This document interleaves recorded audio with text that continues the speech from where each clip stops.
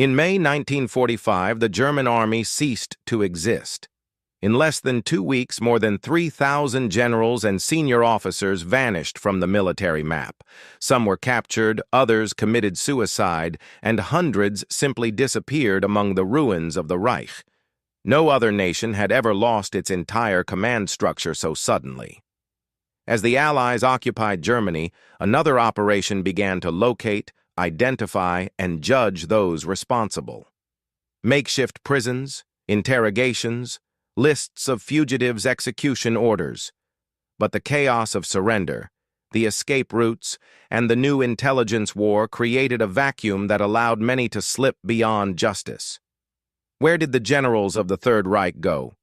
Who decided who would be punished, reused, or forgotten? What remains of command when the war and its men are gone?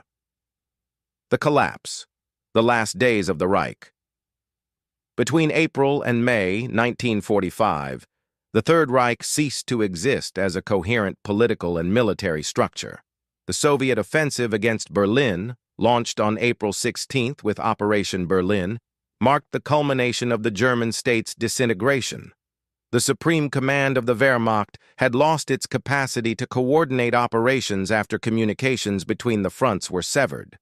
The 1st and 9th Armies remained isolated east of the Oder, and the defensive line known as Seeauer Heights was breached in less than a week. Resistance orders issued from the Führer bunker lacked any logistical foundation. Entire units fought without fuel, without ammunition, and with non-existent intermediate commands. By mid-April, effective authority had fragmented into multiple power centers. In the north, Field Marshal Ernst Busch attempted to reorganize remnants of Army Group North, while in the south, Ferdinand Schörner maintained iron discipline among forces of Army Group Center stationed in Czechoslovakia. In the west, the forces of Walter Model, cornered in the RER, surrendered between April 15th and 18th. Model committed suicide on the 21st to avoid capture. Meanwhile, Anglo-American troops crossed the Elbe and advanced toward the heart of the Reich. In Berlin, the command structure had been reduced to a closed circle around Adolf Hitler. Wilhelm Kittler and Alfred Jodl, the highest operational officials, continued issuing orders from headquarters in Plön, while General Hans Krebs coordinated communications with the bunker. April 20th, Hitler's 56th birthday, marked the regime's last ceremonial act, a brief review of a group of Hitler youth in the gardens of the Chancellery. From that date forward, resistance was purely symbolic. On April 22nd, Hitler acknowledged for the first time to his inner circle that the war was lost. During that day's military conference, a violent exchange erupted with his officers.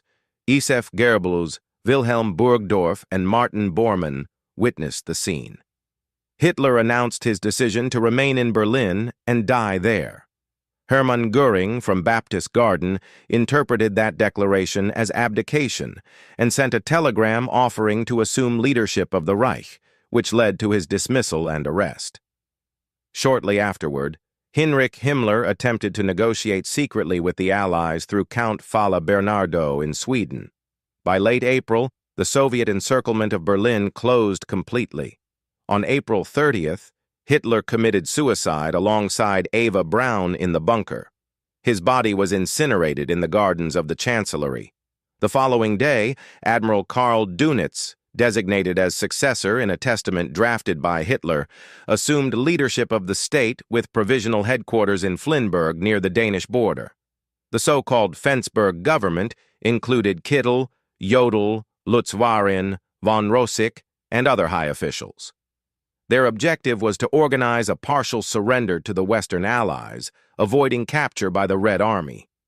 During the first days of May, the German military situation was unsustainable. Forces in the north surrendered in Denmark, the Netherlands, and northwestern Germany between May 4th and 5th in Italy.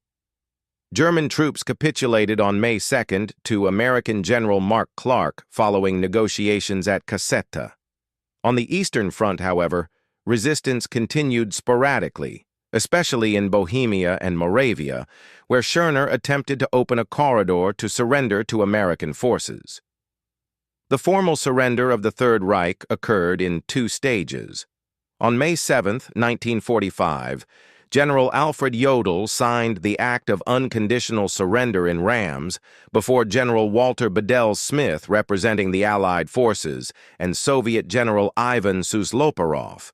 However, Stalin demanded a second signature in Berlin under direct Soviet supervision. On May 8, at the Kleisthost headquarters, Field Marshal Wilhelm Keitel signed the definitive document before Georgy Zhukov. That date is recognized as the official end of the war in Europe.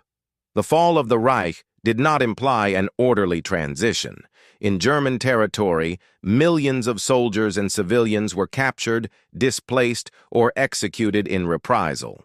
The archives of the OKW battle orders, personnel lists, and logistical records were seized by the Allies.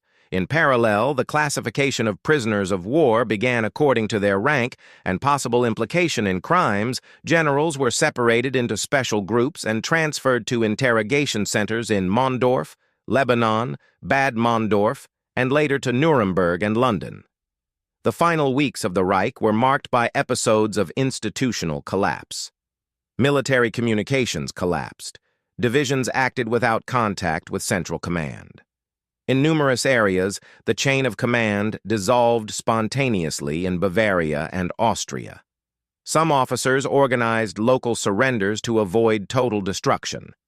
In Prague, the Czech resistance rose on May 5th, precipitating confrontations with German units still present. The city was liberated by the Red Army on May 9th, the same day Schörner abandoned his troops and fled by plane to Austria. Allied intelligence reports registered an approximate figure of 3.5 million German soldiers captured between May 8 and 15, 1945. Of these, nearly 2 million were taken prisoner by the Red Army, 1.3 million by American and British forces, and about 200,000 by French forces. Conditions varied. Prisoners captured by the Soviets were transferred to camps in Ukraine, Belarus, and Siberia. Many did not return until the mid-1950s. In the days following surrender, military operations were replaced by disarmament and registration tasks. Local commanders surrendered weapons, vehicles, and documents to Allied authorities in Berlin. The Soviets established their headquarters in Karlshöst and began the first interrogations of captured officers in Flensburg. Donut's provisional government functioned barely 3 weeks. On May 23rd, British forces arrested all its members, ending the last formal structure of the Third Reich. The collapse of the German military system was also reflected in the magnitude of casualties.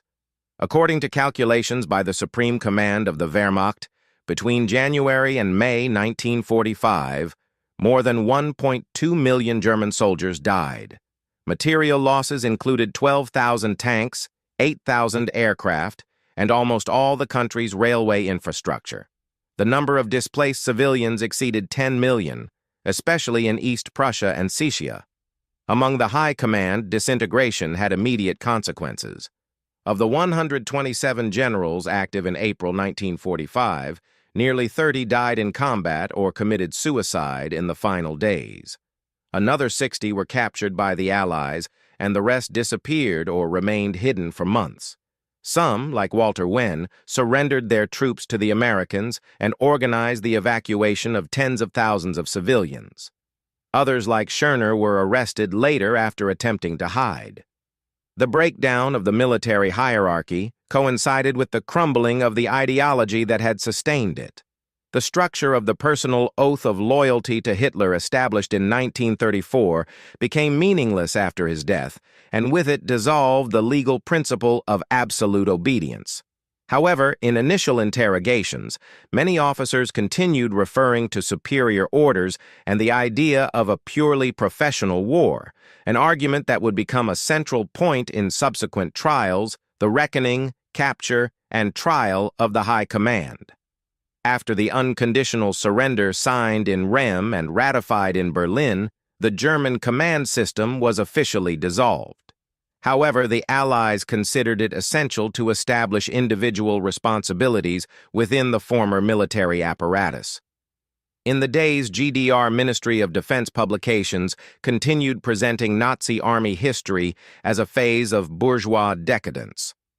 After the fall of the Berlin Wall in 1989, Eastern military archives were open to the public, revealing abundant documentation on Soviet interrogations and officer detentions between 1945 and 1955.